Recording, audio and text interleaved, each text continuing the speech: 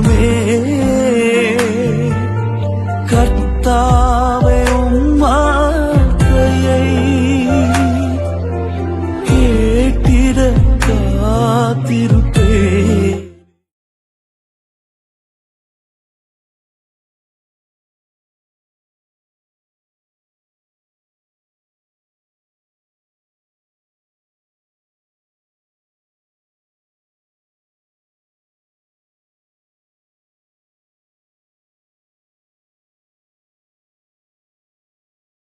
Pastor, praise the Lord.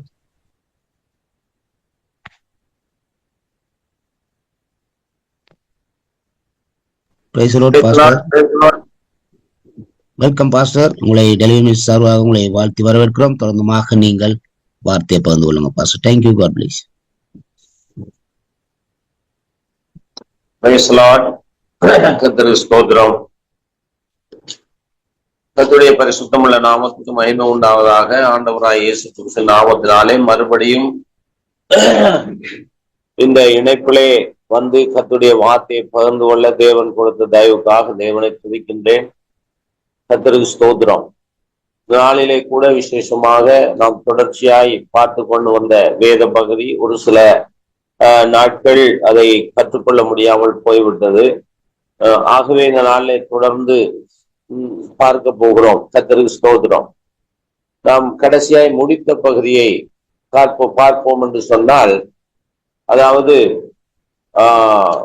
பாரம்பரியத்தினால தேவனுடைய கற்பனையை வீணாக்குகிறார்கள் என்பதாக இயேசு சொன்னதாய் பார்த்தோம். ஆக இன்றைக்கு இந்த நாளிலே நாம் பார்க்கின்ற பொழுது பாரம்பரியம் என்று வருகின்ற பொழுது அது தேவனுடைய விருப்பத்தை செய்ய முடியாமல் தடுக்கிறது. ஆகவே இந்த நாளிலே எல்லாருக்கும் ஒரு சடங்காச்சாரமாக, பழக்க தோஷமாக சில நேரங்களிலே நாம் பார்ப்போம் என்று சொன்னால், நாம் பழகி கொண்டதை செய்து கொண்டிருக்கிறோம். ஆனால் நாம் செய்வது சரியா பிழையா என்பதை சரியான முறையிலே ஆராய்ந்து பார்ப்பதில்லை. எதை செய்தாலும் தேவனுடைய நாம மகிமைக்காய் செய்யுங்கள் என்று வேதத்திலே வாசிக்கிறோம். அப்படி என்றால் தேவனுடைய நாமம் மகிமைப்பட வேண்டியது அவசியமா இருக்கிறது. நம்முடைய பழக்கத்துக்காகவோ அல்லது நாம் கற்றுக்கொண்டதற்காகவோ அல்லது நம்முடைய விருப்பத்திற்காகவோ எதையும் செய்யக்கூடாது. எதையும் என்றால் என்னத்தை குறிப்பிடுகிறேன் என்று சொன்னால், பாடலாயிருக்கலாம், ஆராதனையாயிருக்கலாம், ஊழியங்களாயிருக்கலாம், ஜெபங்களாயிருக்கலாம், எதுவாயிருந்தாலும் நம்முடைய விருப்பத்திற்கு செய்யக்கூடாது என்பதுதான் தேவன் நமக்கு சொல்லுகின்ற காரியம். ஆனால் இந்த யூதர்கள், இஸ்ரவேலர், வேதபாரகர், பரிசேயர் என்ன செய்தார்கள் என்று சொன்னால், அவர்கள் தேவனுடைய கற்பனையை விட்டுவிட்டு மனிதனுடைய விருப்பத்தை செயல்படுத்தி மக்களை வழி நடத்தினார்கள். இது ஆண்டவர் வாழ்ந்து கொண்டிருக்கின்றதான அந்த காலப்பகுதியிலே மிகவும் மிகவும் கண்டனத்துக்குரிய ஒரு காரியமாயிருந்தது. Price the Lord. ஹல்லேலூயா. பிரியமானவர்களே, இன்றைக்கும் அதைத்தான் தேவன் நம்மோடு பேசுகிறார். வேதத்தை குறித்து பார்ப்போம் என்றால், வானமும் பூமியும் ஒளிந்து போகும், அவருடைய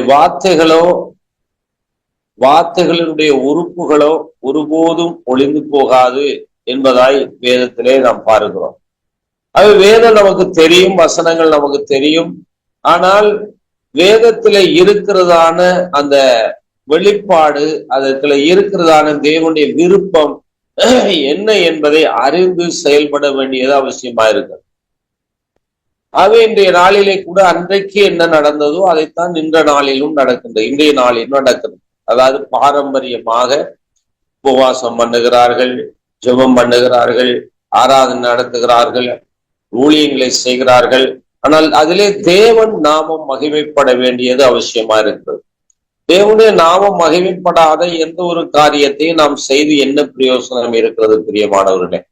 ஆகவே இதைத்தான் நாம் கடந்த நாட்களில் தொடர்ச்சியாய் பார்த்து கொண்டு வருகிறோம்.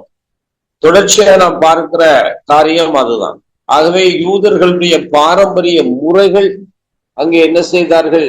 அதை செய்து தவறாமல் செய்து கொண்டு வந்தார்கள். ஆனால் தேவன் சொல்லுவதை அவர்கள் செய்வதில்லை. இப்படித்தான் அவர்கள் வாழ்ந்து கொண்டார். ஆகவே இந்த காலகட்டத்திலும் கூட நாம் நம்மை ஆராய்ந்து பார்க்க வேண்டியவர்களா இருக்கிறோம். ஆகவே நாம் என்ன செய்து கொண்டிருக்கிறோம்? நம்முடைய துதி, நம்முடைய ஆராதனை, நம்முடைய ஊழியங்கள் அது தேவனுக்கு பிரியமா இருக்கிறதா? பிரியமா இருக்கிறதா என்று எப்படி நமக்கு தெரியும்? ஒருவேளை நாம் நம்முடைய விருப்பத்தை செய்து போட்டு அது தேவனுக்கு பிரியம்தானே என்று நாம் சொல்லலாம். அப்படி அல்ல. ஆனால் எப்படி நாம் கண்டுபிடிப்பது? அதைத்தான் வேதத்தை ஆராய்ந்து பார்க்கும் போதுதான் நாம் அதை கண்டுபிடிக்க முடியும். வாசிக்கலாம். அப்போஸ்தலர் நடபடிகள் 17ஆம் அதிகாரம் 11வது வசனம். அப்போஸ்தலர் நடபடிகள் 17ஆம் அதிகாரம் 11வது வசனம்.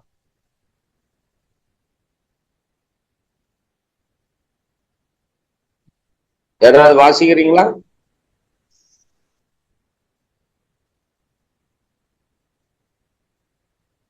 Price the lord. Praise the lord pastor. அப்போஸ்தலர் 17:11. உடனே செசேரியாவிலிருந்து என்னிடத்துக்கு அனுப்பப்பட்ட 3 மனுஷர். இல்ல, அப்போஸ்தலர் 17:11.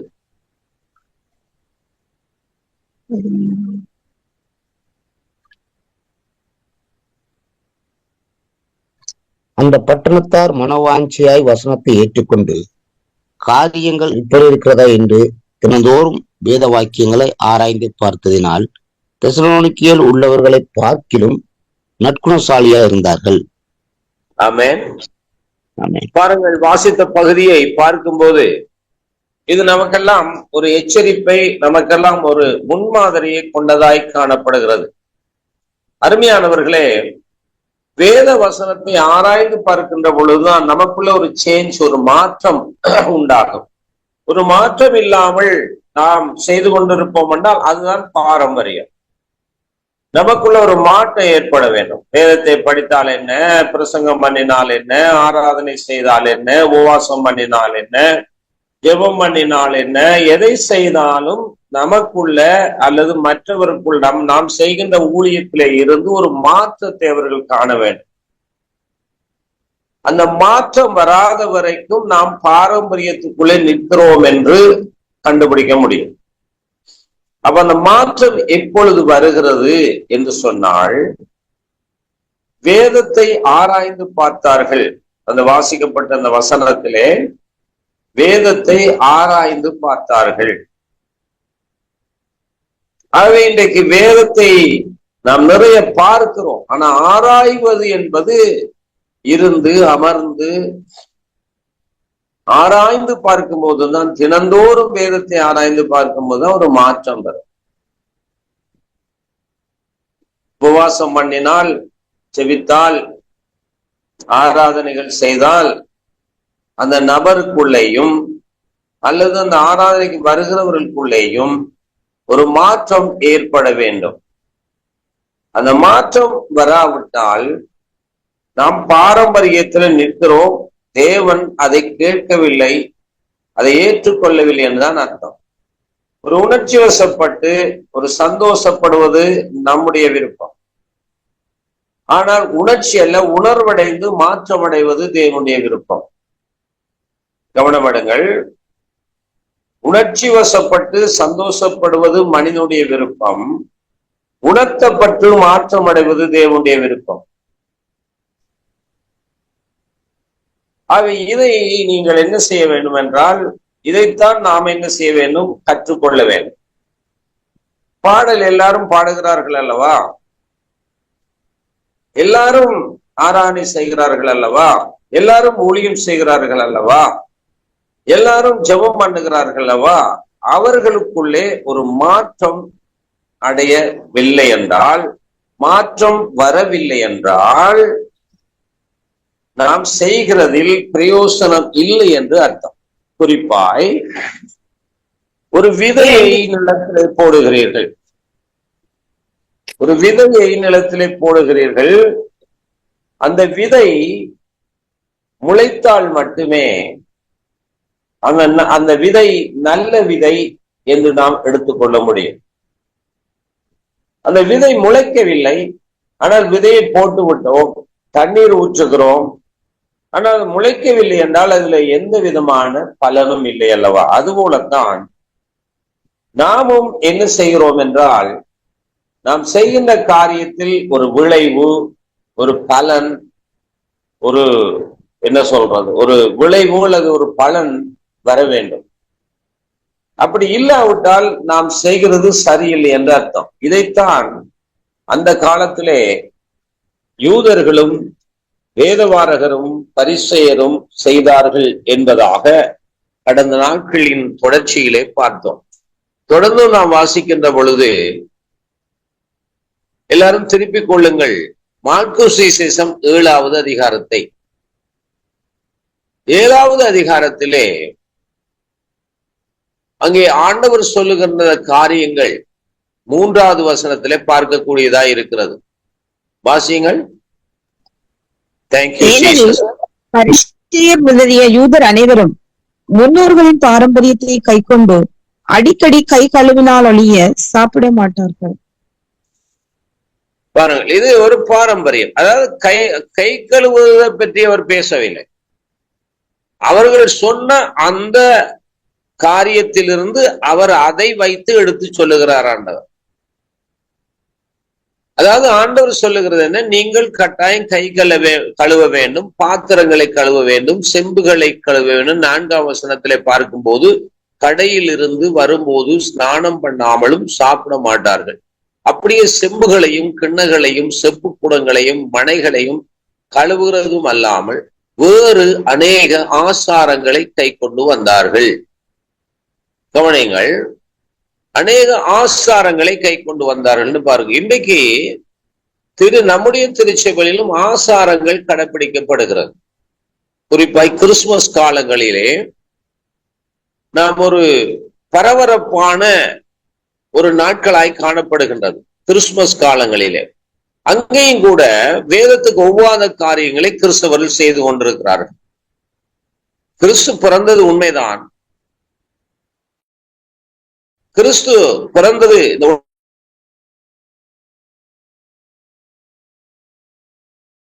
தெரியாது. டிசம்பர் 25 அவர் பிறக்கவில்லை என்பதுதான் உண்மை. கவனிக்கிறீங்களா? சரி, எப்படியோ பைபிள்ல டேட் போடப்படாதபடியால் நாம் அந்த டிசம்பர் 25 ஏற்றுக்கொள்ளலாம், அது தவறு இல்லை. ஆனால் அந்த கிறிஸ்துமஸ் ஆண்டு பாருங்கள், இந்த நாளிலே கிறிஸ்துவ சமூகம் செய்கின்றதை கொஞ்சம் கவனம் எடுங்கள், செவிமடுங்கள். அது பாரம்பரியத்துக்குள்ள குறிப்பாய் அந்த பாரம்பரியத்தை கொண்டு வந்தது நாம் இன்றைக்கு கவனிப்போம் என்றால் கத்தோலிக்க திருச்சபை தான் அந்த பாரம்பரியத்தை கொண்டு வந்தது. அந்த பாரம்பரியத்துக்குள்ளே இன்றைக்கு சிஎஸ்ஏ மெயின்லைன் சர்ச் என்று சொல்லுகின்றதான அந்த சபைகளும் இந்த கத்தோலிக்க சபைகளும் அந்த பாரம்பரியத்தை விடாமல் கை கொண்டு வருகிறது. அந்த நாட்களிலே அவர்கள் மிகவும் கோலாகலமாக அந்த கொண்டாட்டங்களை விழாக்களை செய்வார்கள். அப்படி செய்கின்ற பொழுது இந்த 2 பகுதியினர், அதாவது இந்த மெயின்லைன் சர்ச் என்று சொல்லுகிறவர்கள் மற்றது கத்தோலிக்க திருச்சபை என்று சொல்லுகின்றவர்களை நீங்கள் கவனித்து பார்த்தால் அது ஒரு கொண்டாட்டமாக வருடம் வருடம் ஒரு திருவிழா நடத்துவது போலதான் செய்வார்கள். முடிவாக என்ன, அந்த கொண்டாட்டம் என்ன செய்கிறது என்று சொன்னால் உடுத்துவதற்கும் சாப்பாட்டுவதற்கும் முக்கியத்துவம் கொடுக்கிறது, அல்லது வேடிக்கை காட்டுவதற்கு. வேடிக்கை என்று சொன்னால் என்னது, அவர்கள் சர்ச்சில் டெக்கரேஷன் பண்ணுவது அல்லது இந்த கலர் விளக்குகளை மின்ன விடுவது, இப்படிப்பட்ட காரியங்களை அவர் செய்து கொண்டிருப்பார்கள். ஆனால் அதிலே அவர்களுக்குள்ள என்ன மாற்றம் ஏற்படுகிறது யோசித்து பாருங்கள். ஏதாவது மாற்றம் இருக்கிறதா? இல்லை. மனம் திரும்பி இருக்கிறார்களா? இல்லை. விக்கிரகாராதனை விட்டு இருக்கிறார்களா? அல்லது குடிவெறிகளை விட்டு இருக்கிறார்களா? ஏதாவது அவர்கள் ரட்சிக்கப்பட்டிருக்கிறார்களா என்று பார்த்தால் இல்லை. ஆனால் அவர்கள் என்ன செய்கிறார்கள், கிறிஸ்து பிறந்தார் என்று கொண்டாடுகிறார்கள். அது பெரிய காரியங்களாய் கொண்டாடுகிறார்கள். அதுல மெயின் பாருங்க, கூடுதலாய் உடைக்கும் உணவுக்கும் முக்கியத்துவம் கொடுக்கப்படுகிறது. உடைக்கும் உணவுக்கும் இந்த பகட்டுகளுக்கும் அங்கே முக்கியத்துவம் கொடுக்கப்படுகிறது. பிரியமானவர்களே, ஆகவே இது தேவனுக்கு பிரியமா இருக்குமா? இதா முக்கியமானது? இதுவா செய்ய வேண்டியது? தேவன் என்னத்தை பார்க்கிறார்? மனிதன் முகத்தை பார்க்கிறான், தேவனும் இருதயத்தை பார்க்கிறார் என்று வேதத்திலே வாசிக்கிறோம் அல்லவா? அப்ப தேவனுக்கு ஏற்கும் பழிகள் நொறுங்குண்ட ஆவிதான். நொறுங்குண்டதையும் நறுங்குண்டதையும் தேவன் புறக்கணியார் என்று சொல்லப்பட்டிருக்கிறது. அப்ப தேவனுக்கு ஏற்கும் பலிகள் என்ன? இப்ப ஒரு பாடல் பாடுகிறோம், அல்லது ஜெபிக்கிறோம், அல்லது ஆராதனை செய்கிறோம், அல்லது ஒரு பிரசங்கம் பண்ணுகிறோம், கேட்கிறோம், அல்லது என்ன சொல்றது ஊழியங்களை செய்கிறோம் என்று சொன்னால் அது தேவனுக்கு கேட்கும் பலிகளாய் இருக்க வேண்டும். அது தேவன் விரும்புகின்ற ஒன்றாய் இருக்க வேண்டும். அவன் இந்த பாரம்பரியத்தை தழுவிக்கொண்டு ஏதோ அந்த நாட்கள் வந்து விட்டால் அது ஒரு பாரம்பரியமாய் நடைபெறுகின்ற சடங்குகள், சடங்காச்சாரங்கள் இருக்குமா என்று சொன்னால் இருக்கும் என்றால் அது தேவன் பிரியப்படுவதில்லை. சோ அந்த திருச்சபைகளுடைய பிரிவை விடுங்கள், அதை விடுங்கள். இப்பொழுது ஆவிக்குரிய திருச்சபை என்று சொல்லுகிறவர்கள் என்ன செய்து கொண்டிருக்கிறார்கள்? அவர்களுக்கு வேதம் தெரியும், அவர்களுக்கு ஆவிக்குரியவர்கள் சொல்லுகிறார்கள், அபிஷேகம் பெற்று அந்நிய பாஷை பேசுகிறார்கள், நாங்கள் ஆவிக்குரியவர்கள், நாங்கள் மனவாட்டிகள், சீயோனுக்கு போகிறவர்கள், பரலோகம் தான் எங்களுக்கு சொந்தம் என்று சொல்லுகிற இந்த ஜனங்கள் என்ன செய்கிறார்கள்? அவர்களுடைய பாரம்பரியத்தை தான் இவர்களும் கையாளுகள். சற்று வித்தியாசங்கள், அவ்வளவுதான், சற்று வித்தியாசங்கள், அவ்வளவுதான். ஆனா அவர்களும் இவர்களும் என்ன செய்கிறார்கள்? அப்படித்தான் பாரம்பரியத்தையும் கை கொண்டு வருகிறார்கள். குறிப்பாய் ஒரு விஷயத்தை சொல்லுகிறேன், இது கொஞ்சம் ஆழமாய் இருப்பதினால் நீங்கள் ஆழமாய் சிந்திப்பதற்காக இதை சொல்லுகிறேன், கவனியுங்கள். ஏன்னா இன்னைக்கு நாம் ஆழமாத்தான் சிந்திக்க வேண்டும். இன்னைக்கு எல்லாம் அந்த ஏற்கனவே நான் சொன்னது போல பால் குடித்து கொண்டு பலமான ஆகாரத்தை நிராகரிக்கின்ற ஒரு பழக்க வழக்கங்களிலே இந்த நாளிலே கூட நம்முடைய ஜனங்களுக்கு ஆவிக்குரிய கிறிஸ்தவர்கள் பழகி விட்டார்கள். பால் தான் குடித்து கொண்டே இருக்க வேண்டும். அவர்கள் பாரம்பரியமாய் செய்கிறது போல நம்முடைய ஆட்களும், அதாவது ஆவிக்குரிய திருச்சபையில இருக்கிறவர்களும் பாரம்பரியத்தை தழுவி கொண்டிருக்கிறார்கள். எப்படி பாரம்பரியத்தை தழுவி கொண்டிருக்கிறார்கள் என்று சொன்னால் பாடல் பாடுவது, பரவசம் அடைவது, அந்நிய பாஷை பேசுவது, தீர்க்கதரிசனம் சொல்லுவது, மற்றது வேற என்ன, அந்த மக்களை அந்த அந்த உசுப்பேத்துவது, உணர்ச்சி வசப்படுத்துவது, இப்படிப்பட்ட இதுவும் பாரம்பரியமாய் வந்துவிட்டது. இதுவும் பாரம்பரியமா வந்துவிட்டது. பாருங்கள், சபைக்கு வருகிறவர்கள் உணர்ச்சி வசப்பட்டு கத்துவார்கள், குளறுவார்கள், விழுவார்கள், அல்லது கை தட்டுவார்கள், எல்லாம் செய்வார்கள். ஆனா அவர்களுக்குள்ள ஒரு மாற்றம் இருக்கிறதா? கோபத்தை விட்டு விட்டார்களா? எரிச்சலை விட்டு விட்டார்களா? வைராக்கியத்தை விட்டு விட்டார்களா? இச்சைகளை விட்டு விட்டார்களா?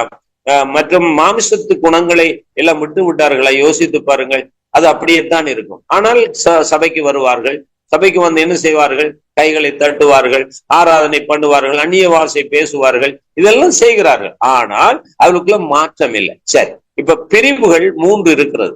அதாவது திருச்சபையின் பிரதானமான பிரிவுகள் 3 வகையாக நாம் பார்க்கலாம். ஒன்று கத்தோலிக்க திருச்சபை, இன்னொன்று மெயின் லைன் சர்ச் என்று சொல்லுகிற மெத்தடிஸ்ட் திருச்சபை, சிஎஸ்ஏ, ஆங்கிலிக்கன், லூத்தரன், இப்படி இந்த பேப்டிஸ்ட், இப்படிப்பட்ட சபைகளை அதான் மெயின் லைன் சர்ச் என்று சொல்லுவார்கள். சரி, 3வது பிரிவு என்ன? ஆவிக்குரிய திருச்சபை என்று சொல்வார்கள். ஆவிக்குரிய திருச்சபையில தான் பல பிரிவுகள், பல ஆயிரங்களுக்கு மேற்பட்ட பிரிவுகள் இருக்கிறது.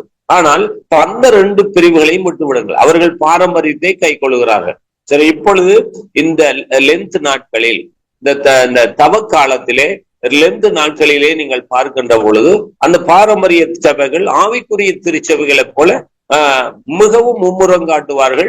இந்த ஆண்டவருடைய பாடுகள், ஆண்டவருடைய உயிர்ப்பு என்பதில் மிகவும் மிகவும் அவர்கள் கொண்டாடுவது, மிகவும் ஆசரிப்பது அதிகம் ஆவிக்குரிய திருச்சபைகளை விட.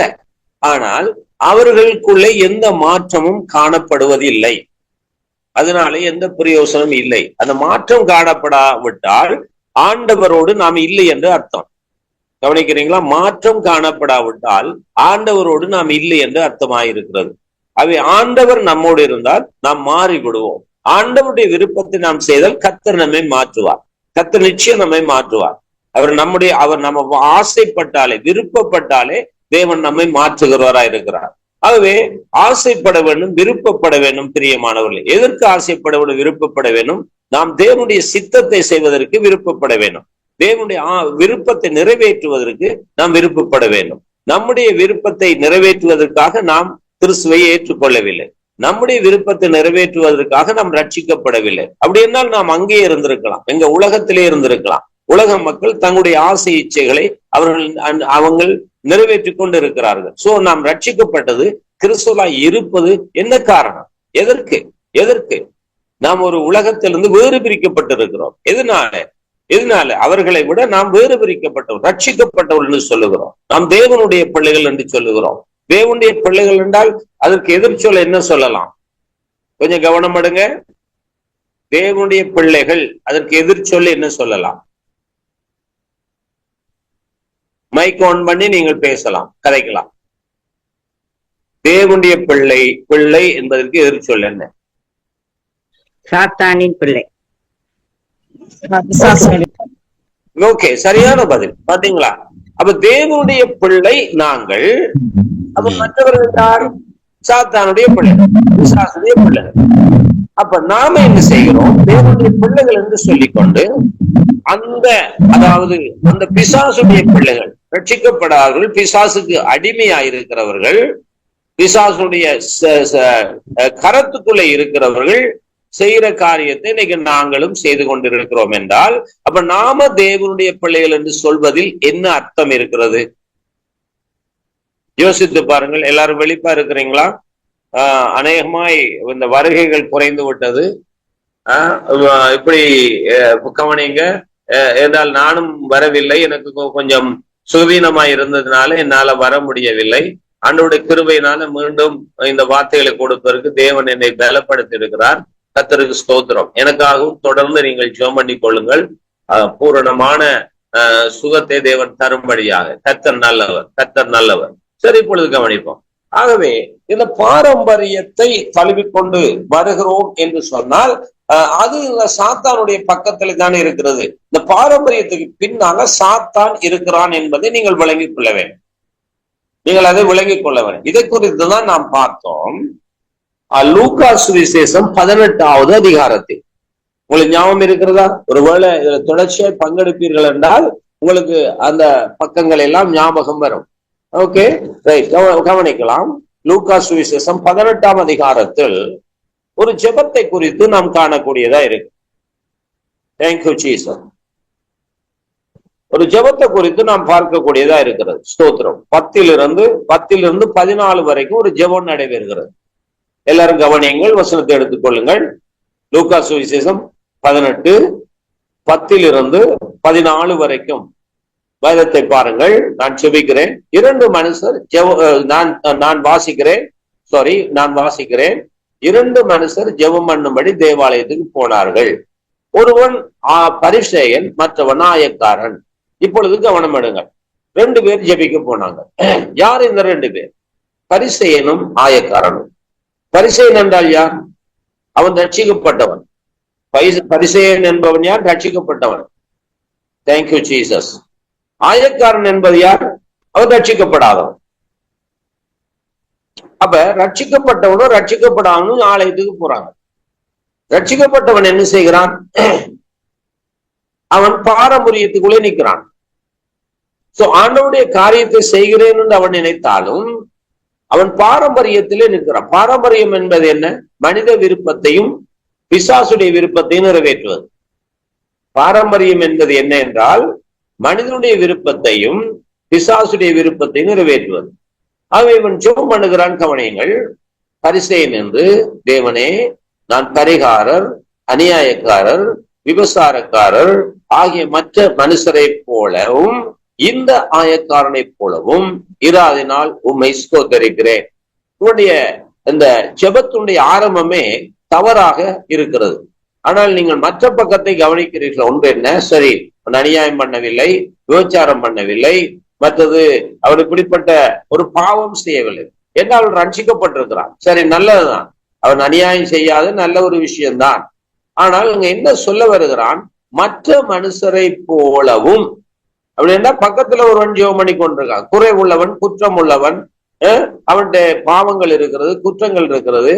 அவன் அங்கே ஜெபம் பண்ணி கொண்டிருக்கிறான். ஆகவே இவருடைய காரியம் என்ன? தேவன்கிட்ட என்ன சொல்லுகிறார்?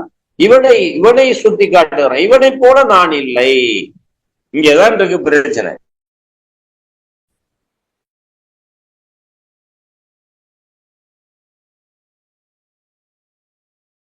இங்கதான் இந்த ஜெபம் பண்ணும் போது இங்கதான் நாங்கள் இப்படித்தான் இருக்கிறது.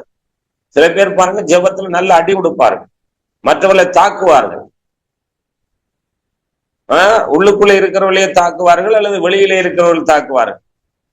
ஆண்டவரே நாங்கள் அப்படி இல்லை இப்படி இல்லை, ஆண்டவரே நாங்கள் இப்படித்தான் இருக்கிறோம், நாங்கள் மற்றவர்களை போல அல்ல, நாங்கள் விக்கிரகாராணி செய்யறதில்லை, விபச்சாரம் செய்யறதில்லை, குடிக்கிறதில்லை, வெறிக்கிறதில்லை, ஆண்டவரே உமக்கு ஸ்தோத்திரம். இதெல்லாம் நாம சொல்ல வேண்டிய அவசியம் என்ன இருக்கு? சரி, குடிக்கிறது, வெறிக்கிறது, விபச்சாரம் செய்யறதுதான் பாவமா? இது மட்டுமா பாவம்? அநீதி எல்லாம் பாவம் என்று சொல்லப்பட்டிருக்கிறது. நீங்க வேதத்தை நன்றாக கவனித்தீர்கள் என்றால் அநீதி எல்லாம் பாவம் என்று சொல்லப்பட்டிருக்கிறது. ஜெபிக்காமல் இருக்கிறதும் பாவம் என்று சொல்லப்பட்டது. மற்றவர்களுக்கு உதவி செய்யாமல் இருக்கிறதும் பாவம் என்று சொல்லப்பட்டது. தேவையற்ற வார்த்தைகளை குறித்து பேசுவதும் பாவம் என்று சொல்லப்பட்டிருக்கிறது. அப்ப நாம அந்த பாவத்தை எல்லாம் விட்டுட்டோம். எந்த பாவத்தை? இப்ப இந்த பரிசேயன் அப்படிதான், இந்த பரிசேயன் அதைத்தான் சொல்றான். அந்த பாவத்தை எல்லாம் விட்டு, ஆண்டவரே நாங்கள் விக்கிரகங்களுக்கு அடிபணிவதில்லை, கும்பிடுவதில்லை, ஆண்டவரே நாங்கள் குடிப்பதில்லை, நாங்கள் பில்லி சூரியன் 4 நட்சத்திரங்கள் பார்ப்பதில்லை என்னெல்லாம் நாங்களும் சொல்லிக் கொண்டு இருக்கோம். அதுல நமக்கு ஒரு பெருமை இருக்கிறது. சரி, நல்ல விஷயம்தான். ஆனா அது மட்டுமா முழுமை? 10 கட்டளைகள் கட்டளைகள் கொடுக்கப்பட்டது. அந்த 10 கட்டளைகள்ல ஒரு கட்டளையை மீறினாலும் பாவம் தான் என்று வேதம் சொல்லுகிறது. 9 கட்டளைகளை நிறைவேற்றியும் ஒரு கட்டளையை நாம் கை கொள்ளாவிட்டால் அதுவும் பாவம் தான் என்று சொல்லப்பட்டிருக்கிறது. கவனிக்கிறீங்களா? ஆகவே தான் வேதத்தை நாம் தினந்தோறும் ஆராய வேண்டும். ஏன்னால் நம்மிடத்துல பரிசுத்தம் காணாது, போதாது. அவை பரிசுத்தம் அடைவதற்கு தேவையானது என்ன? நம்மால பரிசுத்தம் ஆக முடியாது, ஒரு மனுஷனால பரிசுத்தமாக்கவும் முடியாது. கவனிக்கிறீங்களா? இப்ப தேவன் தான் நம்மை பரிசுத்தப்படுத்த வேண்டும். தேவன் பரிசுத்தப்படுத்த வேண்டும் என்றால் நாம் என்ன செய்ய வேண்டும்? அவருடைய வார்த்தைக்குள்ளே நிற்க வேண்டும். அவர் என்ன சொல்லுகிறாரோ அதை செய்ய வேண்டும். அவருடைய வார்த்தைக்குள்ளே நின்று அவருடைய வார்த்தையை ஆராய்ந்து தினந்தோறும் அவருடைய வார்த்தையை பார்த்து நம் மனசுல, வேதம் இப்படி சொல்லுகிறது, இப்படி ஆண்டவர் சொல்லுகிறார், ஆகவே நான் என்னிடத்துல தவறுகள் காணப்படுகிறதே, பாவமுக்கு நாம் பிரியமா இருக்கணுமே, நான் பொய் சொல்லுகிறேன், களவெடுக்கிறேன், இச்சிக்கிறேன், கோபப்படுகிறேன், ஆண்டவரை பயப்படுகிறேன், அவிசுவாசப்படுகிறேன், இன்னும் கசப்பு இருக்கிறது, இப்படிப்பட்ட காரியங்கள் எல்லாம் இருக்கிறது, ஆண்டவரே என்னை மாற்றுங்கன்னு அதை இரவும் பகலும் நாம் சொல்லி கொண்டு இருக்க வேண்டும். அதுதான் இரவும் பகலும் வேதத்துல தியானமாய் இருக்கிற மனுஷன் பாக்கியவான்னு சொன்ன அர்த்தம் என்ன? இரவும் பகலும் நம்மை வேதத்துக்கு ஒப்பிட்டு பார்க்க வேண்டும். நம்மிடத்துல என்ன குற்றங்கள் இருக்கிறது, நமக்குள்ள என்ன இருக்கிறது, இதை நாம் ஒவ்வொரு நிமிஷமும், ஒவ்வொரு இரவும் பகல்னா கனவுளை கூட அப்படி நினைக்கலாம். நித்திரை கொண்டு இருக்கும் போது கூட நம்ம அப்படியாக நினைக்கலாம், அது அப்படியாக சொல்லலாம். காலையில் எழும்பும் போது சொல்லலாம், ஆண்டவரே கிருபை, நம்முடைய கிருபைதான், ஆண்டவரே நமக்கு பிரியமா வாழணும்ப்பா, நமக்கு உண்மையா இருக்கணும்ப்பா, இடத்துல இருக்கிற குற்றங்கள் குறைகள் அப்புறப்படுத்தணும்ப்பா என்று சொல்லி நாம் வேதத்துல ஒப்பிட்டு வேத வசனம் சொல்லுகிற அந்த காரியத்துக்குள்ளே இருக்க வேண்டும். ஆனா இன்றைக்கு கிறிஸ்தவர்கள் அப்படி அல்ல. கிருபை என்று சொல்லி பாவம் செய்கிறார்கள். கிருபை என்றே பாட்டும் எத்தனையோ 1000 பாட்டுகளை படிக்கிறார். கிருபை விலகாதண்டு. கடந்த நாட்களே கிருபையை பற்றிய சத்தியத்தை கேட்டோம். கிருபை விலகுது, அது சந்தேகம் இல்லை. கிருபை விலகாதுன்னு ஒரு வசனத்தை வச்சுக்கொண்டு சரியாய் ஆராய்ந்து பார்க்காதபடி அவர்கள் என்ன செய்கிறார்கள்? அங்கே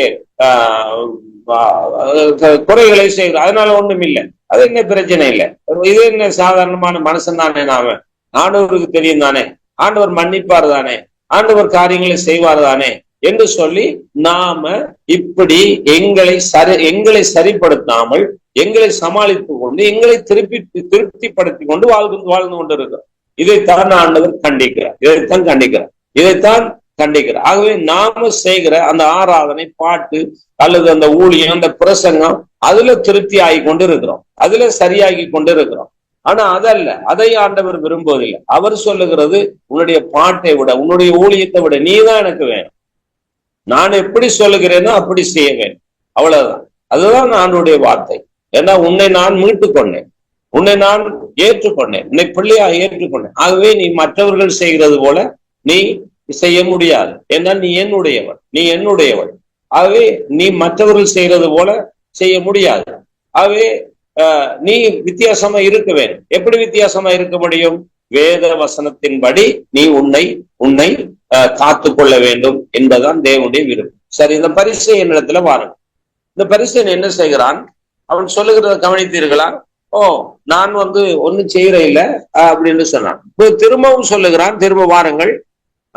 18வது அதிகாரம். Thank you Jesus. 12வது வசனம் வாசியுங்கள்.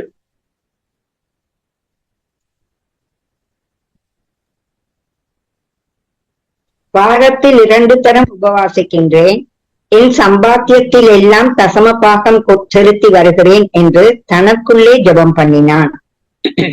இப்ப இன்னைக்கும் நம்முடைய ஆவிக்குரிய திருச்சபை என்று சொல்லுகிறோம். இதுல திருப்தி அடைகிறார். உபவாச ஜெபமா போயிட்டோம், ரைட், ஓகே, சரி, திருப்தி. தசமம் வாங்க கொடுக்குறோமா, ஓகே. காணிக்க கொடுக்குறோமா, ஓகே. சரி, விக்கிரகாராதனை செய்யலையா, ஓகே. விபசாரம் பண்ணலையா, ஓகே. இப்படியெல்லாம் இதுல திருப்தி அடைந்து கொண்டு இன்னைக்கு ஜெபிக்கிறவர்கள் இருக்கிறார்கள். கவனிங்க, திருப்தி அடைந்து கொண்டு ஜெபிக்கிறவர்கள் இருக்கிறார்கள். ஆனால் அது செய்யாமல் தான் இருக்க வேண்டும். அது தவறு கிடையாது. அப்படி செய்ய நல்லது, நல்ல விஷயம், நல்லது. உபவாசம் பண்ணுவது நல்லது, ஜெபிக்கிறது நல்லது, பாடுவது, ஆராதிப்பது எல்லாம் நல்லதுதான். ஆனா அதை விட மேலானது என்ன? தேவ வசனம். அதை விட மேலாது என்ன? தேவனுடைய விருப்பம், தேவனுடைய சித்தம். அப்ப தேவனுடைய சித்தத்தின்படி நாம் செய்கிறோமா? இப்ப ஊழியம் கூட செய்கிறோம் என்றால் தேவனுடைய சித்தமா? தேவனுடைய சித்தத்தின்படியா செய்கிறோமா? தேவன் சொன்ன மாதிரி செய்கிறோமா என்பதுதான் கவனிக்க வேண்டியது. ஸ்தோத்திரம். அப்ப இந்த பாரம்பரியத்தை தழுவுவது இன்னைக்கு திருச்சபைகள், ஆவிக்குரிய திருச்சபைகள் அப்படி போய்விட்டார்கள். இன்னொரு விஷயத்தை நீங்கள் கவனியுங்கள். இந்த ரட்சிக்கப்பட்ட சபை, ஆவிக்குரிய சபை என்று சொல்லுகிறதுல, ஸ்தோத்திரம், ரட்சிக்கப்பட்ட சபை, ஆவிக்குரிய சபை என்று சொல்லுகிறதுல, நான் கிட்டத்தட்ட ஒரு 40 வருஷம் நான் ரட்சிக்கப்பட்டேன். நான் ரட்சிக்கப்பட்ட காலங்களில, 40 வருஷம் என்பது ஒரு பெரிய நூற்றுக்கணக்கான வருடங்களில் ஒரு குறுகிய காலம்தான். இந்த காலங்களில ஆவிக்குரிய சபைகளில பிஷப் என்ற ஒரு பட்டமும், அந்த பிஷப்புக்கு ஒரு உடையும், உடையண்ட அவ்வளவு புரியுதா? அந்த என்ன சொல்றது, அவருடைய ஆடைகள் நான் கண்டதில்லை, கேள்விப்பட்டதும் இல்லை. அதெல்லாம் இருந்தது கத்தோலிக்க திருச்சபையும் வேற எங்க மெயின்லேண்ட் சர்ச்சிலே தான் அது அந்த மாதிரியான உடைகளோடு, பிஷப் என்ற இதுகளோடு ஒரு செங்கோல் வைத்திருப்பார்கள், பெரிய தொப்பி வைத்திருப்பார்கள், அல்லது வித்தியாசமான இந்த பர்பிள் நிறங்கள் அல்லது சூப்பு நிறங்கள், இப்படிப்பட்ட உடைகளை உடுத்தி கொண்டு அதுல ஒரு ஷால்ண்டா விளங்குதானே, இந்த கழுத்துக்கு போடு, தோளுக்கு போடு, அப்படி ஒரு ஷால் ஒன்றை போட்டுக் கொள்ளுவார்கள். மற்றது பெல்ட் கட்டுவார்கள். இதெல்லாம் பெல்ட் எல்லாம் கட்டுவார்கள். அப்ப இவர்கள் தான் ஒரு வித்தியாசமாய் எல்லா ஃபாதர், எல்லா சொல்றது என்ன, ஃபாதர்ஸ்மார், ரெவரண்டுமார விட அவர்கள் வித்தியாசமான உடைகளை அணிந்து கொள்வார்கள். சோ அவர்கள் யார் என்றால் அவர் பிஷப். பிஷப்னா எங்க எல்லாருக்கும் ஒரு தலைவராக இருக்கிறார் என்று அந்த பாரம்பரிய சபைகளிலே சொல்லுவார்கள். நான் ரட்சிக்கப்பட்ட காலங்களில, அங்கிருந்துதான் நாங்கள் இங்கே வந்தோம்.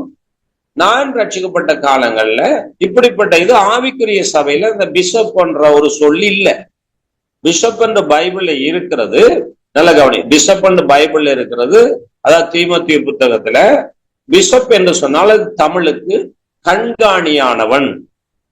கண்காணியானவன். அதைத்தான் இங்கிலீஷ்ல பிஷப் என்றும், ஓவர்சியர் என்றும், சூப்பரிண்டென்டென்ட் என்றும், டீக்கன் என்றும் மொழிபெயர்க்கப்பட்டிருக்கு. கவனிக்கிறீங்களா? அப்படின்னா அவருக்கு வேலை என்ன? அவர் வேலையைத்தான் அங்க சொல்லுது. வேலை, அவர் செய்கின்ற வேலை, அவர் கண்காணிக்க வேண்டும். எல்லா சபைகளையும் எல்லா விசுவாசிகளையும் அவர்கள் கண்காணித்து சரியாய் கிறிஸ்துக்களை நடத்துகின்ற பொறுப்பு தான் கண்காணியானவன் என்று சொல்லப்படுகிறார். அவர் கண்காணியானவனுக்கு என்ன தகுதி என்றும் எப்படி இருக்க வேண்டும் என்றும் அந்த வேதத்திலே அங்கே சொல்லப்படுகிறது. கவனிக்கிறீங்களா?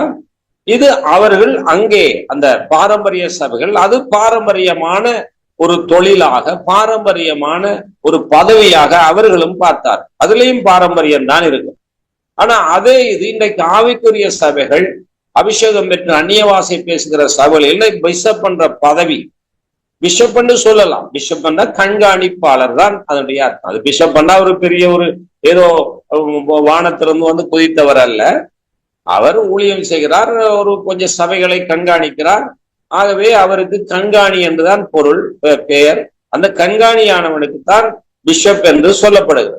ஆனால் பிரத்யேகமான உடை அங்கே பிஷப்புக்கு சொல்லப்படவில்லை. அதாவது கண்காணியானவன் இப்படித்தான் உடுத்த வேண்டும் என்று சொல்லப்படவில்லை. கவனிக்கிறீங்களா? இப்படித்தான் உடுத்தணும் என்று சொல்லப்படவில்லை. சரி, இப்ப நான் உங்கள்கிட்ட ஒரு கேள்வி கேட்கிறேன். ஏன்னா நாம சொல்லிக்கொண்டே இருந்தால் சில நேரம் இது அதிகால வேலை இருக்கிறதுனால நீங்க நித்திரை கொள்ளலாம், அல்லது எங்கேயோ கவனத்தை செலுத்தலாம், அல்லது எங்கெங்கேயோ நீங்க வேலைகளை கூட பார்க்கலாம். ஆனால் அப்படி செய்யக்கூடாது இந்த வேத பாடத்துல. இப்ப உங்கள்கிட்ட ஒரு கேள்வி கேட்கிறேன். ஆவிக்குரிய திருச்சபையில பிஷப் பண்டு இருக்கிறதை நீங்க பார்த்திருக்கிறீர்களா? சொல்லுங்க, பதில் சொல்லுங்க. பார்த்திருக்கோம். ஆமா, பார்த்திருக்கிறோம்.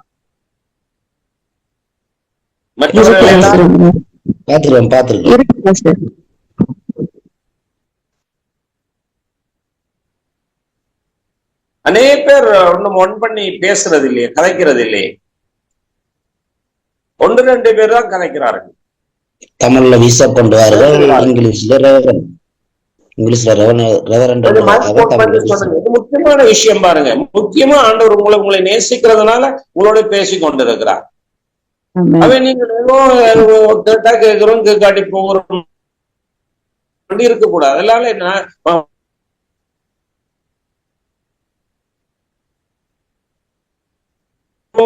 இருக்கக்கூடாது. நல்ல கவனி. ஆண்டவர் உங்களை உருவாக்குவதற்காக தேவன் உங்களை பேசிக் கொண்டிருக்கிறார். பிஷப் என்று பார்த்திருக்கிறீர்கள். அநேகர் வந்து வாயை திறக்க மாட்டார்கள், மைக் ஒன் பண்ண மாட்டார்கள், என்னென்று தெரியவில்லை. கவனிங்கள். பாரம்பரியமா ஏதோ வந்துட்டோம், வசனத்தை சொன்னோம், 20 பேர் 30 பேர் கலந்து கொண்டார்கள் என்பதிலையும் அதுலயும் ஒரு ஒரு ஒரு பிரயோசனம் இல்லை. யார் உண்மையா வசனத்தை கேட்கிறார்கள் என்பது முக்கியம். கவனிங்க. ரைட், சோதரம் கண்டிருக்கிறீர்கள். சரி, அவர்களுடைய உடையை பார்த்திருக்கிறீர்களா? சொல்லலாம் நீங்கள். அந்த பிஷப் என்று சொல்லுகிறவர்கள் மற்ற பாஸ்டரை விட அந்த பாஸ்டர் போலியா உடுத்தி இருப்பார்கள் அல்லது வேறு விதமா உடுத்தி இருப்பார்களா? சொல்லுங்க. நான் பார்த்த விடயத்துல பாஸ்டர் வெள்ள லோண்ட போட்டு அதுக்கு மேல இன்னொரு சட்டை ஒன்று போடுவார். லோ மாதிரி உண்டான கை சட்டை ஒன்று போட்டு அதுக்கு பிறகு வந்து சிவத்த பட்டி, அதாவது மஞ்சள் சிவப்பு பட்டி தோல்ல அப்படியே அது வந்து அப்படியும் ஒரு 10 அடி நீள்பம் வரும்னு நினைக்கிறேன். அப்படியே தோல்ல போடுவாரு.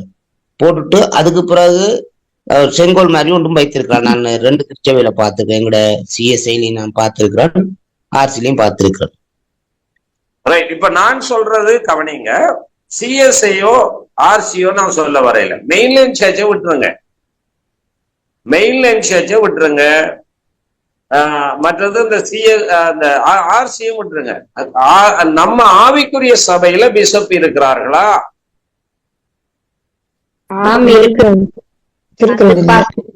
கழுத்துல ஒரு மாதிரி பட்டியம் போட்டு ஒரு கோட் போட்டு பெரிய செயின் ஒண்ணு போட்டு ஒரு பெரிய கிராஸ் போட்டு இருப்பார்கள். அதை நான் கண்டிருக்கேன். அதாவது அபிஷேகம் பெற்று அந்நியவாசை பேசி ஆவிக்குரிய ஆராதனை செய்கிற சபையில இருக்கிறார்கள். மிக முக்கியமாய் நாம் கவனிக்க வேண்டியது, மிக முக்கியமாய் நாம் கவனிக்க வேண்டியது, இப்படி உடுத்த வேணும் என்று வேதத்திலே இருக்கிறதா? இல்லை. அதாவது பிஷப் என்று சொல்லுகிறவர் இப்படித்தான் அப்படித்தான் இந்த சால் போட வேண்டும், பெல்ட் கட்ட வேண்டும், வித்தியாசமான உடையை உடுத்தி கொண்டு எல்லாருக்கு முன்னுக்கு ஒரு வித்தியாசமாய் காட்ட வேண்டும் என்று இருக்கிறதா பைபிள்ல? இல்ல இல்ல, அப்படி இல்ல, அப்படி இல்ல. ஆனா இன்றைக்கு ஆவிக்குரிய திருச்சபையில இருக்கிறதே. இதுக்கு பெயர் என்ன சொல்லலாம்? பேசுங்க, எல்லாம் மைக் ஆன் பண்ணி கதையுங்க, பேசுங்க. பாஸ்டர் பழைய ஏற்பாட்டுல பிரதான ஆசாரியனாகத்தானே இந்த புதிய ஏற்பாட்டுல ஆர்சி சபைகள் பிஷப்னு சொல்றாங்க, அப்படி இல்லையா? பிரதான ஆசாரியன் சீப் பிரீஸ்ட், அது வேற. அந்த காலகட்டம் மறைஞ்சு போச்சு. பிரதான ஆசாரியனை போல இவர்கள் இருக்க முடியுமா? இவர்கள் மரண வீட்டுக்கு போக கூடாது, வீட்டை விட்டுட்டு ஆலயத்தில் இருக்க வேண்டும். அடுத்தது ஆண்டவர் சொல்ற காரியங்களின்படி அந்த 3 பிரகாரம் இருக்க வேண்டும். பழைய ஏற்பாட்டு முறை அல்ல இப்பொழுது இருப்பது. இப்பொழுது இருப்பது புதிய உடன்படிக்கை. அதுல பழைய ஏற்பாட்டு பழி செலுத்துற ஆசாரி என்ன, ஆடு மாடு அல்லது புறாவை கொண்டு பழி செலுத்துற ஒரு காலத்திலேயே வாழ்ந்து கொண்டிருக்கிறோம்.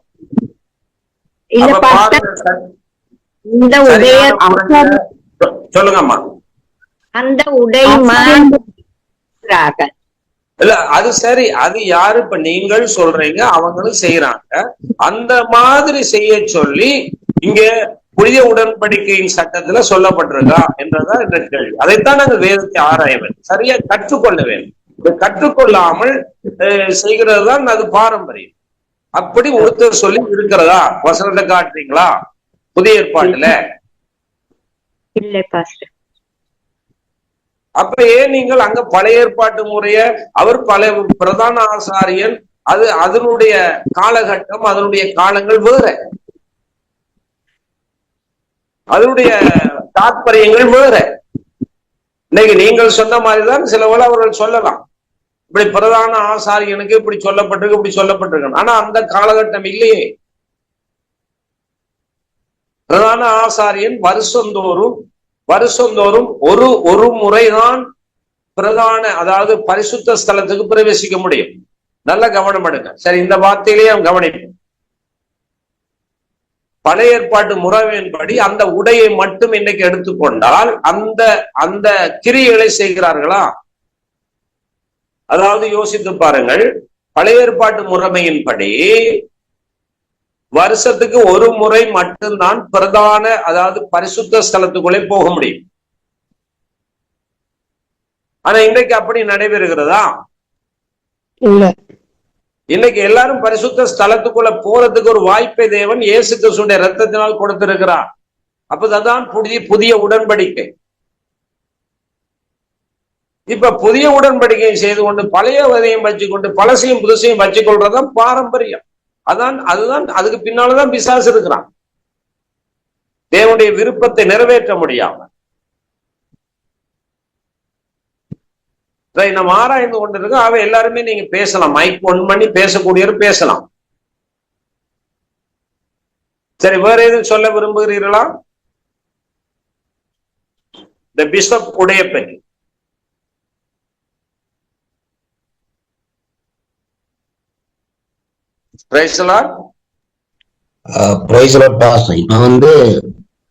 இப்ப அவர்களுக்கு பதவி என்றது கிறிஸ்துவின் பணியை மட்டும்தானே பாச கொடுக்கப்பட்டிருக்கு. இப்ப அவங்க உடைகளாகத்தான் காட்டிக் கொள்றாங்க உண்டு, வேற ஒன்றும் இல்லை தானே பாஸ். இப்ப ஒரு ஊழியக்காரன் அதே போதகம் அதே காரியம் தான் செய்கிறார். ஒரு 10 சபைக்கு ஒரு 4 சபைக்கு பொறுப்பா இருக்கிறார். வேற ஒன்றும் இல்லை, அவர்கள் அந்த தங்கள் உடையினால காட்டிக் கொள்கிறார். அதாவது இவர் பிசி என்றா பிசி, எஸ்ஐ, சாஜர் என்ற மாதிரி காட்டிக்கொள்றாங்க. ஆனா பதவியெல்லாம் உண்டு தானே பாஸ். இப்ப கவனிங்க, இந்த பிஷப் என்ற போஸ்ட் இருக்கிறது. நல்லா கவனம் பண்ணுங்க, எல்லாருமே கவனம் பண்ணுங்க, வேதத்தை நன்றா படியுங்க. பிஷப் என்ற போஸ்ட் இருக்கிற அந்த போஸ்ட் தீமோத்தேயுக்கு பவுல் எழுதுகிறது கண்காணியானவன் என்றதுதான் அந்த பதவி. ஆனா அந்த பதவிக்கு தீமோத்தேயு சொல்லும் போது ஏதாவது உடை உடுத்தும்படி சொன்னாரா? இதுதான் முக்கியமான கேள்வி. ஏன்னா இதுகளை நாம் ஆராய்ந்து பார்த்தாதான் நாம் வெளிப்படைந்து தேவனுடைய விருப்பத்தை செய்ய முடியும்.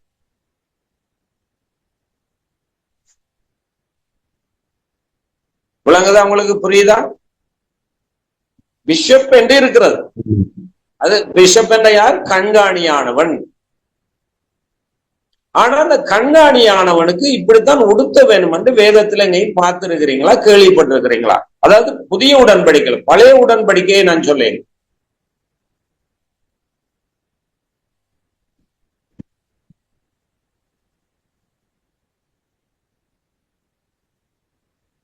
கேள்விப்பட்டிருக்கிறீங்க? பார்த்து இருக்கா பைபிள்ல? தீமோத்தேயுல தான் பிஷப்னு சொல்லப்படுது. தீமோத்தேயு நீங்க வாசித்து இருப்பீங்க. தீமோத்தேயு புத்தகம் 1 தீமோத்தேயு 2 தீமோத்தேயு தீத்து நீங்க வாசிச்சிருப்பீங்க. அதுல கண்காணியானம் என்று சொல்லப்படுகிறவர் தான் பிஷப். அது இங்கிலீஷ்ல பிஷப் என்ற வார்த்தை. அப்ப கண்காணியானவன் இப்படித்தான் உடுத்த வேண்டும் என்று இருக்கிறதா? பார்த்திருக்கீங்களா? நீங்க கேள்விப்பட்டிருக்கீங்களா? படிச்சிருக்கிறீங்களா? வாசிச்சிருக்கீங்கள் தானே? அநேகமா இதுல ஊழியம் செய்கிறவர்கள் ஒரு வளர்ந்த விசுவாசிகள் தான் இதுல கலந்து கொள்றீங்க. அப்படி எழுதல பாஸ்டர், அப்படி எழுதல. இப்படித்தான் உடை உடுத்த வேண்டும் என்று எழுதல பாஸ்டர். மற்றவர்கள் உடைய குறித்து எதுவுமே சொல்லப்படல பாஸ்டர். அதுல அப்படி எழுதப்பட்டு இல்ல பாஸ்டர். Very good. ஓகே.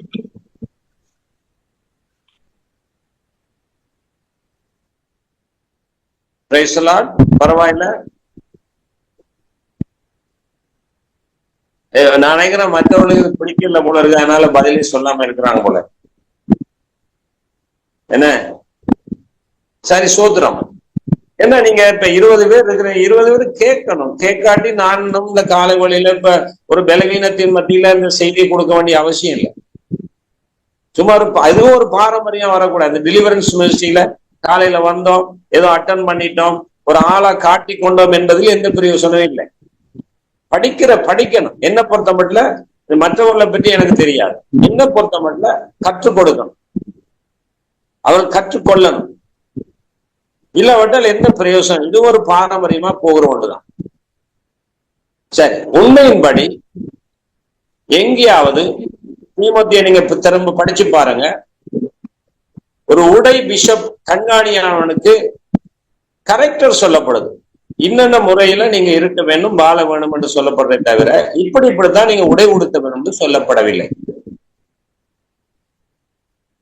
அப்ப இது எங்க இருந்து வந்தது? இது ஒரு பாரம்பரியம் என்பதை விளங்கிக் கொள்ளுங்க. இது பாரம்பரியம். அந்த பாரம்பரிய கத்தோலிக்க திருச்சபையில இருந்து சிஎஸ்ஐ வந்தது. சிஎஸ்ஐல இருந்து இந்த ஆவிக்குரிய திருச்சபைகள் இந்த பாரம்பரியம் நுழைந்து கொண்டு இது ஆண்டவர் வெறுக்கிறார். இப்படிப்பட்ட காரியம் மனிதனுடைய கற்பனையாயிருக்கிறது. அதைத்தான் அங்கே ஆண்டவர் சொல்ற, திரும்ப வாருங்கள். மாற்கு 7வது அதிகாரம் 7வது வசனத்தில்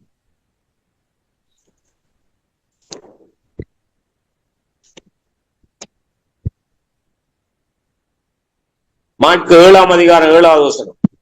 மனுஷனுடைய கற்பனை உபதேசங்களாக போதித்து வீணா எனக்கு ஆராதனை செய்கிறார்கள் என்றும் எழுதியிருக்கிற பிரகாரம் மாயக்காரராகிய உங்களை குறித்து ஏசாயா நன்றாக தீர்க்க தரிசனம் சொல்லி இருக்கிறான்.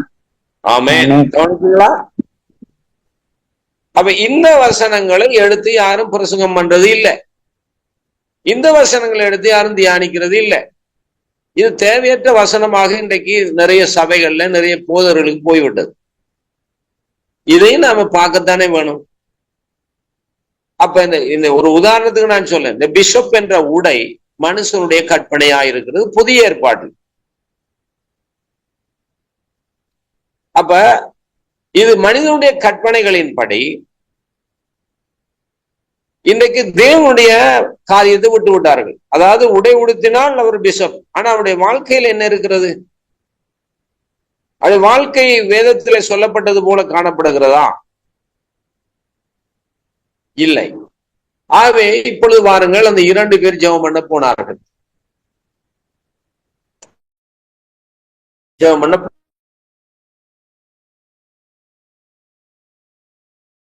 போனார்கள். காரியத்தை சொல்லிக் கொண்டிருக்கிறார். தன்னுடைய தவறை அவர் உணர்ந்து கொள்ளவில்லை. அதை திருத்திக் கொள்ளவும் விருப்பமில்லை. ஏன்னா அவர் செய்யறதுல திருப்தி. ஜெபிக்கிறார், வேதம் வாசிக்கிறார், தசம் கொடுக்கிறார், உபவாசம் பண்ணுகிறார். இதுல அவர் திருப்தி கொண்டு தான் வாழ்ந்து கொண்டிருக்கிறார். ஆகவே அவர் தைரியமாய் ஜெபிக்கிறார். வந்து நாங்கள் அப்படிப்பட்டவர்கள் இல்லை, இப்படிப்பட்டவர்கள் இல்லை என்று சொல்லி ஜெபிக்கும் போது 13வது வசனத்தை வாசிங்கள். ஆயக்காரன் தூரத்திலே நின்று தன் கண்களையும் வானத்துக்கு ஏறெடுக்க துணியாமல் தன் மார்பிலை அடித்துக் கொண்டு, தேவனே, பாவியாகிய என் மேல் கிருபையாயிரும் என்றான். பாருங்கள், இந்த ஜெபத்தை தான் தேவன் விரும்புகிறார். அதுக்கு சரியான பதில் கொடுக்கிறார். 14வது வசனம் வாசியங்கள் 14. அவன் அல்ல, இவனே நீதிமானாக்கப்பட்டவனாய் தன் வீட்டுக்கு திரும்பி போனான் என்று உங்களுக்கு சொல்லுகிறேன். ஏனெனில் வாசிங்கம்மா. ஏனெனில் தன்னை உயர்த்துகிற இவனும் தாழ்த்தப்படுவான், தன்னை தாழ்த்துகிறவன் உயர்த்தப்படுவான் என்றார். இப்ப இந்த ஜெப கூட்டத்துல, இந்த தேவாலயத்துல யாருடைய ஜெபத்தை கத்து கேட்டிருக்கிறார்?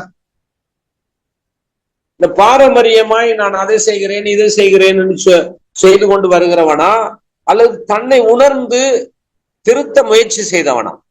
யோசித்து பாருங்கள்.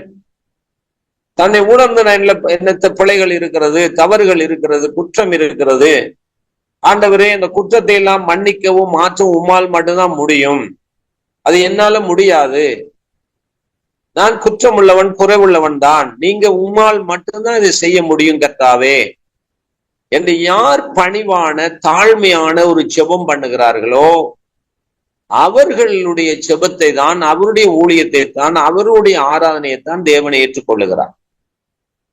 இதெல்லாம் எதற்கு எழுதப்பட்டிருக்கிறது? சும்மா வாசித்து விட்டு நமக்கு கடந்து ஓடி எங்களுக்கு விருப்பமான வசனங்களை பிடித்து கொண்டு, இந்த வசனம் தான் எனக்கு பிடிக்கும், இந்த வசனம் தான் சரி எனக்கு தேவை என்று நமக்கேற்ற வசனங்களை எடுத்துக்கொள்ளுகிறோம். வேதத்துல இருக்கிற எல்லா வசனங்களையும் ஆராய்ந்து பார்க்க வேண்டும். எல்லாவற்றையும் நாம் ஆராய்ந்து பார்க்கத்தான் வேண்டும். ஒரு வசனத்தை விட்டுவிட முடியாது. எல்லா வசனத்திலையும் ஜீவனும் ஆவியும் இருக்கிறது. என் வசனங்கள், நான் சொல்லுகிற வசனங்கள் ஆவியாயும் ஜீவனாயும் இருக்கிற ஆண்டவர் சொல்லுகிறார். ஆனா எல்லா வசனத்திலும் இருக்கிறது. இப்ப இந்த இடத்துல 2 பேர் ஜெபிக்க போனார்கள். ஒருவனுடைய ஜெபம் ஏற்றுக்கொள்ளப்பட்டது, ஒருவனுடைய ஜெபம் நிராகரிக்கப்பட்டது. காரணம் என்ன? அவனுக்குள்ளே பெருமை இருந்தது.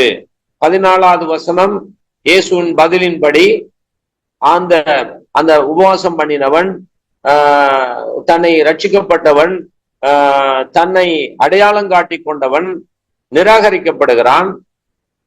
தன்னிடத்துல ஆண்டவரே இருக்கு, என்னட்ட குற்றம் குறை இருக்கு என்று ஒத்துக்கொண்டவன் ஏற்றுக்கொள்ளப்படுகிறான். அப்ப நம்முடைய ஊழியத்திலும் சரி, நம்முடைய ஜெபங்களிலும் சரி, நம்முடைய வாழ்க்கையிலும் சரி, இதெல்லாம் நமக்கு ஒரு பாடம், ஒரு படிப்பினை. அப்ப இதன்படி நாம் நடக்க வேண்டும் என்றுதான் வேதத்திலே தேவன் நமக்கு எழுதி வைத்திருக்கிறார். பிரியமானவர்களே, இதை நீங்கள் கவனிக்க வேண்டும். சரி, இதுக்கு பின்னால, இந்த ஆயக்காரனுக்கு பின்னால என்ன இருந்திருக்கிறது தெரியுமா? இந்த பெருமை என்பது யாருடையது? பெருமை என்பது யாருடையது? பிசாசுடையது. அதுல எந்த விதமான சந்தேகம் இல்லை. நமக்குள்ளேயும் பெருமை காணப்படும் என்றால், ஒருவேளை நாம் பாடுகிற பாடல்கள்ல, நாம் ஜெபிக்கிற ஜெபத்துல, ஒருவேளை நாம செய்கிற ஊழியங்களில, ஒருவேளை நாம் பண்ணுகின்ற ஆராதனைகளில நமக்கு பெருமை வரும். மனுஷனா இருக்கிறனால வரும். ஆனா அந்த பெருமைய நாம அடிச்சு நொறுக்கி போடணும். நாம் பண்ணுகிற பிரசங்கங்களில பெருமை வராம இருக்காது. இல்லை என்று யாராலும் சொல்ல முடியாது, நானும் சொல்ல முடியாது. இருக்கு. அப்ப திருப்பி எங்க வந்துடணும்? அந்த பெருமை வருகின்ற பொழுது எங்க வந்துடணும்? ஆண்டவருடைய வசனத்துக்கு வந்துடணும். ஆண்டவர் பெருமை உள்ளவனுக்கு எதிர்த்து நிற்கிறார், தாழ்மை உள்ளவர்களுக்கு கிருபை கொடுக்கிறார் என்கின்ற அந்த பிராக்டிக்கல் காரியத்துக்கு வந்துடணும். கவனிக்கிறீங்களா? அந்த செயல்பாட்டுக்குள்ளே வந்துடணும். நமக்குள்ள பெருமை இருக்கும். நம்முடைய அழகை குறித்து பெருமை இருக்கும், நம்முடைய குரலை குறித்து பெருமை இருக்கும். நான் நல்லா பாடுகிறேன், மற்றவர்கள் பாடுகிறார்கள் இல்ல. உண்மை எல்லாரும் நல்லா எல்லாருக்கும் குரல் இல்லை. ஒரு சிலருக்கு குரல்கள், நல்ல குரல் வளங்கள் இருக்கிறது. அப்ப அந்த மற்றவர்களுக்கு இல்லாத ஒண்ணு நம்மிடத்துல காணப்படுகின்ற பொழுது நமக்கு என்ன நடக்குது? பெருமை வருது. பிராக்டிகல் தானே, இது யதார்த்தம் தானே. சொல்லுங்க, யதார்த்தம் இல்லாமல் நம்ம போக முடியுமா? இல்ல என்னட்ட பெருமை இல்லைன்னு யாராலும் சொல்ல முடியுமா? வருது. நான் எவ்வளவுதான் ஜெபம் பண்ணினாலும், எவ்வளவுதான் உபவாசம் பண்ணினாலும், எவ்வளவுதான் வேதம் வாசித்தாலும் வருது. ஆனா வருது, நாம் அதை நிலைத்திருக்க விடக்கூடாது. அதை உடனே அப்புறப்படுத்த வேண்டும். ஆண்டவரே மன்னித்துக் கொள்ளுங்க, ஆண்டவரே இது தேவையில்லை, எனக்கு நான் விட்டு விடுகிறேன். வசனம் சொல்லுகிறது, பெருமையில் உனக்கு எதிர்த்து நிற்கிறேன். ஆகவே இதை நான் விட்டு விடுகிறேன் தகப்பனே என்று சொல்லி ஜெபம் பண்ணி அந்த வேத வசனத்துக்கு ஒப்பு கொடுத்து அதை நம்ம மாற்றிக்கொள்ளணும். அந்த வேத வசனத்துக்கு ஒப்பு கொடுத்து மாற்றிக்கொள்ளணும். என்ன சில பேர், எனக்கு கூட அந்த பெருமைகள் இருந்ததுதான், இப்பவும் வந்து போகுதுதான். கவனிங்க, இப்பவும் வந்து போகுதான். நான் நல்லா பிரசங்கம் பண்ணுகிறேன், நல்லா பாடுகிறேன், நான் அழகா இருக்கிறேன், நான் வித்தியாசமா இருக்கிறேன் என்ன யாராவது சொல்லுவார்கள். வந்து இங்க பாருங்க, நாம நினைப்பதை விட யாராவது வந்து சொல்லுவார்கள், நமக்கு வந்து சொல்லுவார்கள், பாஸ்டர் நீங்கள் நல்லா பிரசங்கம் பண்ணீங்க, பாஸ்டர் நல்லா பாடுறீங்க, பாஸ்டர் கூட ட்ரெஸ் நல்லா இருக்கு, பாஸ்டர் நீங்க வித்தியாசமா இருக்கிறீங்க பாஸ்டர், இதெல்லாம் எனக்கு சொல்லி இருக்கிறார்கள். அவர் சொல்லும் போது எனக்கு ஒரு கிளிக் ஆகும், ஆஹா என்று சொல்லி ஒரு சந்தோஷம் வருகிறது. அந்த சந்தோஷம் தான் பெருமை. அந்த சந்தோஷம் தான் பெருமை. அப்படி உங்களுக்கு வரவில்லையா எனக்கு தெரியாது. ஒருவேளை நீங்கள் அப்படி பெருமை இல்ல, அப்படி உங்களுக்கு யாரும் சொல்ல இல்லை, அல்லது உங்களோட மனதிலேயே கூட இல்லை என்றால் கூட அது என்னவோ தெரியாது. ஆனா எல்லாருக்கும் இருக்கும் என்பதுதான் எனக்கு தெரியும். பெருமை இருக்கிறது. உடைகள்ல பெருமை இருக்கு. உடைகளில் திருச்சபையில் எங்களுடைய சபை பெரிய சபை, எங்களுடைய சபை நிறைய ஜனங்கள் இருக்கிறார்கள். எங்களுடைய சபையில அதெல்லாம் இருக்கு, இதெல்லாம் இருக்கு, சும்மா பரலோகம் மாதிரி இருக்கு இதெல்லாம் சொல்லுவாங்க. எங்களுடைய சபையில வெள்ளை உடுத்துவாங்க, நல்லா இருக்கு. மற்ற சபையில கலர் உடுத்துகிறார்கள். வெள்ளை உடுத்தலாம், உடுத்த வேண்டும். இப்ப நான் ஹாஸ்பிட்டலுக்கு போயிருந்தேன், நல்லா கவனிங்க, வெள்ளை உடுத்துவது நல்லதுதான். நான் இங்க ஹாஸ்பிட்டல்ல அட்மிட் பண்ணியிருந்தேன். அந்த ஹாஸ்பிட்டல்ல இருக்கிற எல்லா பேஷண்ட்ஸும், நோயாளிகளும் வெள்ளை தான் உடுக்கணும். அதான் அங்க சட்டம். கலர் போடக்கூடாது. அது நல்லது, ஒரு டிசிப்ளின் இதை குறிக்கிறது. உண்மையா சர்ச்சில் தான் வெள்ளை உடுத்துறதை கண்டிருக்கிறேன். ஆனா ஹாஸ்பிட்டல்ல இருக்கிற எல்லா பேஷண்ட்டும், எல்லா டாக்டர்ஸும், எல்லா நர்சஸும் எல்லாருமே வெள்ளை தான் உடுத்தி இருக்கிறாங்க. கட்டில விரிக்கிற பெட்ஷீட்ல இருந்து எல்லாமே வெள்ளை தான். ரொம்ப அருமையான ஒரு ஹாஸ்பிட்டல் நான் பார்த்திருக்கிறேன். இப்படி ஒரு ஹாஸ்பிட்டல பார்க்கல. கர்த்தருக்கு ஸ்தோத்திரம். அது ஒரு டிசிப்ளினுக்காக, ஒரு இதுக்காக செய்யப்படுறது நல்லதுதான். ஆனால் அது பெருமையா எடுக்கக்கூடாது அல்லவா?